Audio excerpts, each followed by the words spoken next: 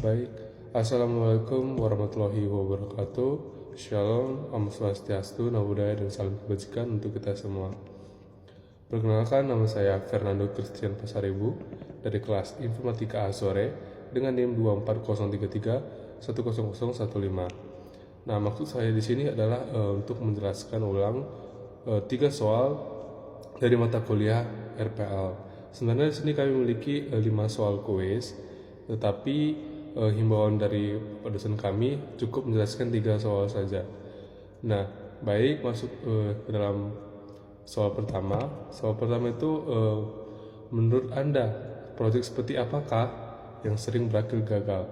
Nah, di sini menurut saya proyek yang sering kali gagal itu ketika sebuah proyek yang tidak memiliki perencanaan yang matang.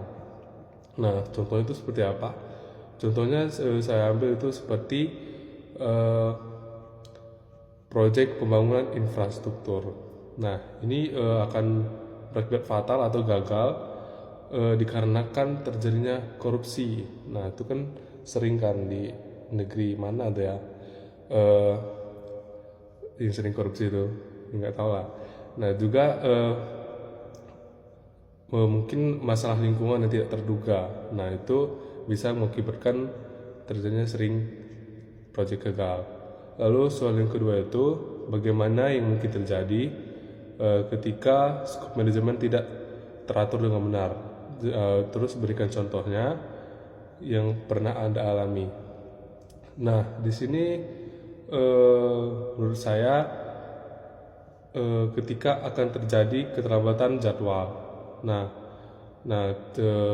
Terus juga kualitas menurun serta peningkatan biaya. Nah, contohnya saya ambil di sini itu ketika saya ada project ini mau beli apa?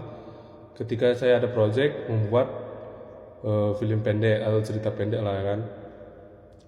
Nah, terus saya mengedit di CapCut Pro. Nah, ketika saya tidak mengatur skop manajemennya, maka saya akan mengalami keterlambatan jadwal.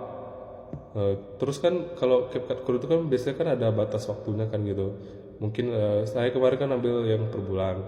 Nah, ketika CapCut Pro itu sudah berakhir, maka di situ kan otomatis saya akan mengalami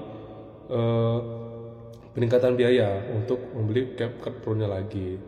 Nah, begitu. Lalu masuk ke soal yang ketiga, bagaimana cara saya menghadapi jika salah satu anggota inti keluar dari kelompok. Nah, kalau masalah ini sebenarnya kan ya sangat berdampak besar lah ya bagi kelompok ya, apalagi dia merupakan anggota inti. Nah, tapi saya mungkin sini memiliki beberapa cara. Yang pertama itu kita mungkin mengadakan rapat, berdiskusi bersama dengan anggota inti yang akan keluar. Kita menanyakan kenapa dia keluar. Nah, jika masih ada chance untuk dia tetap tinggal di kelompok itu, maka kita harus memberikan kenyamanan lebih lah kepada dia. Mungkin dia kan pengen keluar tidak nyaman atau mungkin terlalu berat bebannya. Kita mungkin bisa membantu sebagai anggota kelompok untuk meringankan pekerjaannya.